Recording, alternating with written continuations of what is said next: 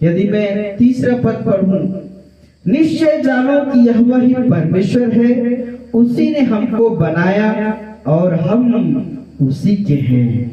आपको निश्चित होकर के आपको इस रीति से अपने आप को तैयार करना है कि आप किसके हैं। यदि कोई व्यक्ति पूछता है तो किसका बेटा है, किसका बेटी है ना, तो हम कहते हैं अपना पापा का नाम लेते, फलना मेरा पापा है, मेरा बाप है ना। शंका रहता है क्या? नहीं, कौन होगा पता है नहीं, मेरा पापा नहीं। शंका रहता है क्या? नहीं, इसमें कोई शंका नहीं है, वो मेरा पापा है, वो मेरी माँ है, इसमें कोई दो राय की बात नहीं है। तो इसी रीति से आपको निश्चय जानना है कि परमेश्वर ही मेरा यहोवा परमेश्वर है ना। निश्चय जानो कि यहोवा ही परमेश्वर है और हमें उसी ने बनाया है। हमारा बनाने वाला कोई दूसरा व्यक्ति नहीं है, हमारा रचने वाला, हमें बनाने वाला एकमात्र सच्चा परमेश्वर ही है। तो हम किसके पास में आए हैं? हम किसके पास में आए हैं? उस सर्वशक्तिमान परमेश्वर के पास में आए हैं, जिसने हमें, मुझे, आपको बनाया है। सीधी बात, आपको जिसने बनाया है, मुझे जिसने बनाया है, उसी के पास में आए हैं।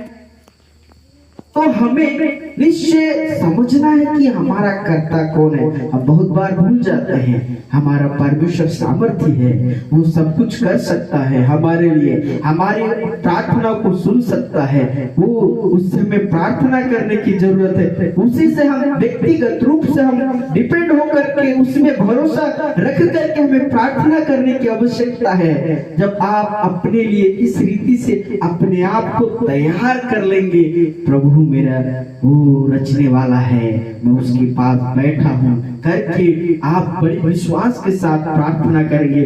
दूसरा व्यक्ति आपके लिए प्रार्थना नहीं, वरन स्वयं के द्वारा प्रार्थना करके परमेश्वर का सामर्थ्य उसकी एक एक बातों को, मतलब आने वाली बातों को, उसका कार्य को और उसका छुटकारा को आप अपने जीवन में देखेंगे। कोई दूसरा व्यक्ति आपके लिए प्रार्थना नहीं, वरन स्वयं प्रार्थना करना वो सीखे। मेरा परमेश्वर मेरा ही पिता है कह करके आप स्वयं प्रार्थना करें। इस रीति से आपको जानना है, निश्चय जानना है कि आपको, मुझे बनाने वाला सर्वशक्तिमान परमेश्वर है, उसी ने हमको बनाया है। हम उसकी प्रजा और उसकी चराई की भेड़ें हैं। हम उसकी प्रजा हैं, वही हमको लिए चलता है। मेरे प्रियो, आप अपने आप को परमेश्वर के सम्मुख में सच्चाई के साथ समर्पित होकर के चले, आपके जीवन में वो हर एक चीजों को भरपूरी के साथ देगा। यदि आप परमेश्वर को छोड़ करके, भूल करके अपने जरूरत को अपने हिसाब से, अपना ज्ञान और बुद्धि से, अपना बल सामर्थ्य से वो करने का प्रयास करेंगे, अपने जीवन में मनमानी अपनी इच्छा के अनुसार चलेंगे, परमेश्वर का प्रबल आप देख ही नहीं सकते हैं। परमेश्वर से भरोसा रखते हैं, प्रार्थना करते हैं, तो ये भी आशा विश्वास रखिए कि जो मैंने प्रार्थना में मांगी है वो परमेश्वर मुझे देगा। मेरी प्रार्थना का उत्तर परमेश्वर मुझे देगा, वो दूसरे की प्रार्थना का उत्तर वो उनको देगा। लेकिन मैं जिस परमेश्वर से प्रार्थना करता हूँ, मैं उसे जानता हूँ, उस परमेश्वर को मैं जानता हूँ। बाकी लोगों का जान पहचान थोड़ा कम हो सकता है, लेकिन आपके विषय में परमेश्वर को ये भाई कि मेरा बेटी मेरा मुझे कितना जानती है, मुझ पर कितना भरोसा रखती है, ये आप विश्वास दिलाएं परमेश्वर को। परमेश्वर में आप पर भरोसा विश्वास रखता, आपके सम्मुख मेरा उठना बैठना आप ही को महिमा मिले। इस रीति से वो परमेश्वर की आराधना सच्चाई के साथ करें, पवित्रताई के साथ उसकी ओर आप बढ़े चले।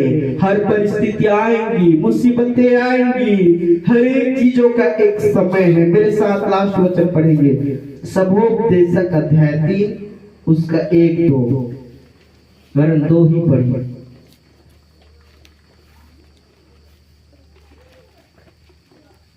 807 पृष्ठ नंबर।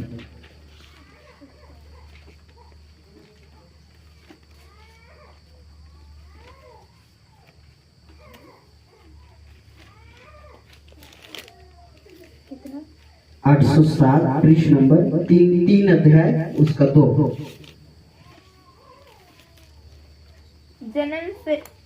जन्म से समय और हाँ, जन्म का समय और मरण का भी समय, हाँ, बनने का समय बोने का समय और बोए हुए को उखाड़ने का भी समय है। हाँ, हर एक चीजों का समय है। जन्म का, मरण का, बोने का और उसको उखाड़ने का या काटने का भी एक समय है। हम इस समय में अपना जीवन में क्या कर रहे हैं? ये जो हमारा जन्म के बाद का जो समय है, मरने से पहले का जो समय है, आप किस रीति से चल रहे हैं? आपके जीवन में, मेरे जीवन में वो एक दिन आएगा ना कि हर एक मनुष्य जाति जिस रीति से जन्म लेता है फिर वो मर जाता है। कोई ऐसा व्यक्ति नहीं जो आज तक जीवित है। बाइबल में 2 ही व्यक्ति हैं जो जीवित जीते जी परमेश्वर उसको उठा लिया। मेरे प्रियो, हम परमेश्वर के सम्मुख में इस बात को भली भांति समझ जाए कि हम कमजोर है, हमारा देह कमजोर है, हमारा शरीर का एक ही अंग कमजोर है। लोहा से टकरा जाएंगे, कहीं गिर जाएंगे, हड्डी टूट जाएगा, वो चोट लग जाएगा।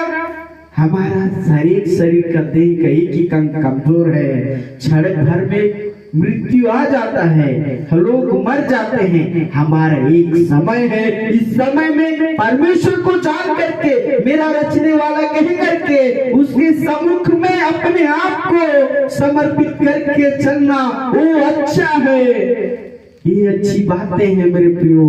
परमेश्वर के सम्मुख में अपने आप को, उसको बड़े विश्वास के साथ अपने जीवन में स्वीकारें, रखें।